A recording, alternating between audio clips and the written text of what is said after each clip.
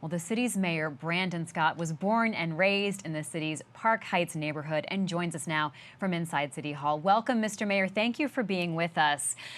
When you ran for mayor back in 2020, you pledged to reform police spending, and in fact, you had a record of that on the city council. But as mayor, you've increased spending for police. Why? Well, it's about balancing, right? And I think when I did what I did when we were in the council, we were eliminating what we call wasted in airspace. No agency of any government should have $15 million of funding that no one knows what that's accounted for. And that's what we eliminated. And also putting our officers into patrol where we know they were needed and where they belong according to our consent decree. What is the toughest thing about fighting crime? What is your biggest challenge in Baltimore?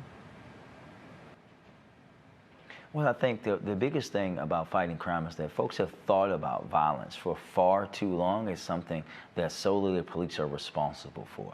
And the best detectives in the world will tell you that it's a lot deeper than that, right? We've put too much on our police departments. We have to have a comprehensive approach. For us, that means yes, and the numbers are there for us, right? We have seized over 1,800 guns this year, more than we did in 2014, and we had 500 more officers back then. So our officers are more productive because they're more focused, going away from the history of zero tolerance and racial profiling and all the things that led Baltimore into a consent decree, but also understanding that the world has changed, right? Crime is not what it was in the 90s, in 1993, which is actually the most violent year in Baltimore's history.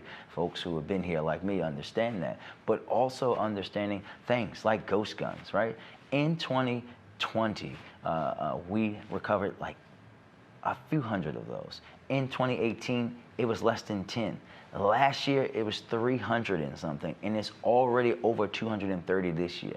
As long as people can skirt issues and rules and regulations, are able to get their hands on these illegal, hard to trace weapons and any illegal gun, we're going to have these problems. But when you think about not just what Baltimore is going through, but the country, as we see this COVID crime wave, as some folks like to call it, we have to think about all the issues that are pushing that, the interpersonal disputes that are now happening, basic conflict, social conflict that is leading to violence. We have to think about the economic pressures on folks. This is why we have to have that balanced approach. Yeah, Mayor Scott, I'm interested, you're not on the ballot this year, but a number of your Democratic colleagues, mayors around the country are.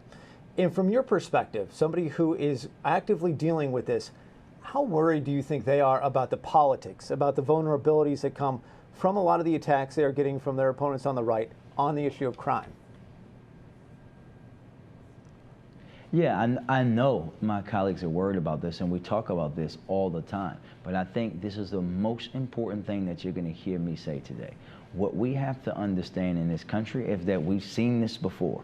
When we had this big crime push in the 90s, folks went so far right that neighborhoods and people of color's neighborhoods and lives were destroyed. And guess what? Crime still exists in those very cities. I lived through it. And what we cannot afford to do in this moment is make the same mistake again. We have to have a balanced approach. All the things that we have failed to do in communities, particularly poor communities of colors in this country, for so long, we have to do now if we truly want to start to solve the issue of violent crime in our cities and not just push it, and do not allow it to be a political football. Do not fall for the sensationalism. Do not fall for the things that many folks on the far right are doing. Allow your leaders to build in and work with that middle ground approach, and understand also that mayors are not the only fighting this. Many agencies that are dealing with public safety are at the state level, and you have to hold those folks accountable as well. Baltimore Mayor Brandon Scott, thank you so much for your time. Thank you.